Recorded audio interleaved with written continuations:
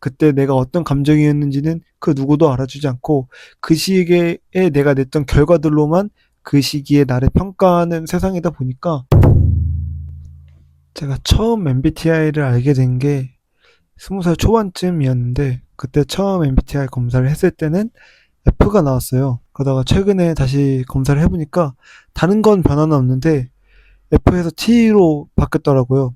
그래서 바뀌었네 했는데 찾아보니까 F에서 T로 바뀌는 사람들이 조금 많더라고요. 어른이 되고 사회생활을 하면서 F였던 사람이 T로 변하는 경우가 많은데 왜 이럴까? 왜 F에서 T로 바뀌는 사람들이 많을까라고 생각을 해보니까 이 대한민국 자체가 F로서는 조금 살아남기 어려운 세상이지 않나? 라는 생각이 들더라고요. 그래서 오늘은 제가 느꼈던 F를 위한 나라가 없는 이유, T가 살아남기 편한 이유에 대해 한번 이야기해 보도록 하겠습니다.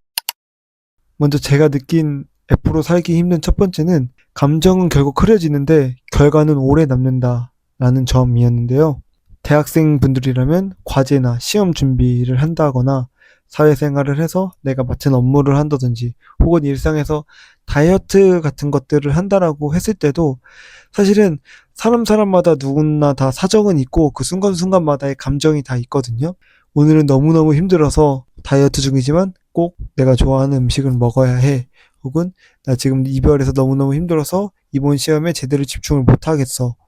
개인적인 가정사 때문에 회사 업무에 집중을 제대로 못하겠어 라는 개인적인 사정들과 감정들은 다 있지만 사실 그 감정들은 우리가 살고 있는 그리고 앞으로 살아가야 될 일생에 있어서는 굉장히 작은 감정이더라고요.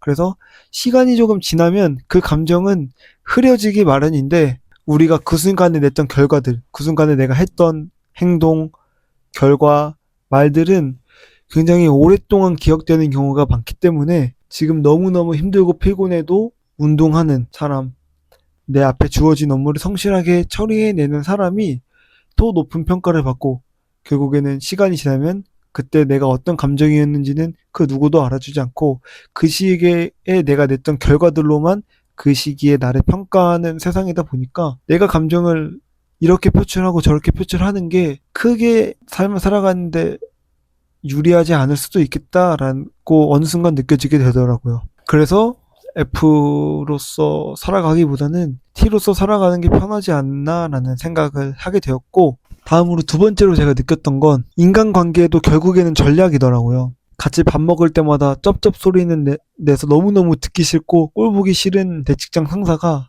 나의 인사평가에, 나의 진급에, 나의 정규직 전환에 굉장히 큰 역할을 할 수도 있는 사람, 이 사회이고, 어제까지 너무 사이 좋았던 사람이 내 공헌을, 내 성과를 뺏어가는 일도 나타나는 게 사회생활이기 때문에 이런 감정 기복 자체에 큰 피로감을 느끼고 감정에 대한 고저가 심한 사람들은 이런 사회의 생활에 굉장히 적응이 어려울 수도 있겠다라는 생각을 많이 느꼈던 것 같아요.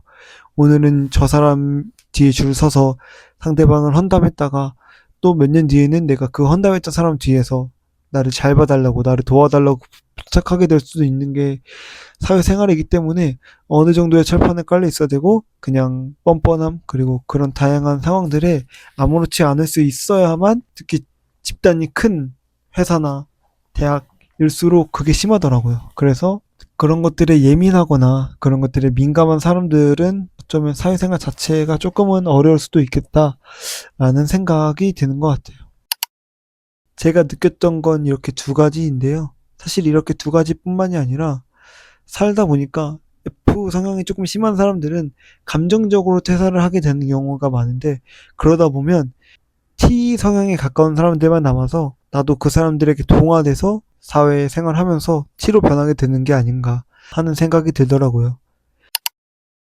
어릴 때는 화나고 슬프고 짜증나고 서러웠던 일들이 커서는 화나고 슬프고 서럽지 않은 게 아니라 똑같이 슬프고 화나고 서러운데, 그 감정을 표출하기에는 내가 책임져야 할 일들, 내가 지켜야 할 사람들, 나를 보는 눈들이 너무 많기 때문에 그런 사람들, 그런 상황들 때문에서라도 내가 어떤 감정을 느꼈을 때 그 감정들을 이야기하고 표출하고 표현하기보다는 삭히고 참는 게 나와 함께 일하는 사람들, 내 가족들, 그리고 내가 앞으로 해내야 될 일들에 보다 적합하기 때문에 그런 사람으로 변하는 게 아닌가. 그렇게 어른으로 변화하는 게 아닌가라는 생각이 한편으로는 또 들더라고요. 조금 진지한 이야기가 됐는데 오늘 제가 할 이야기는 여기까지고요. 재밌게 보셨다면 구독과 좋아요 한 번씩 부탁드립니다. 감사합니다.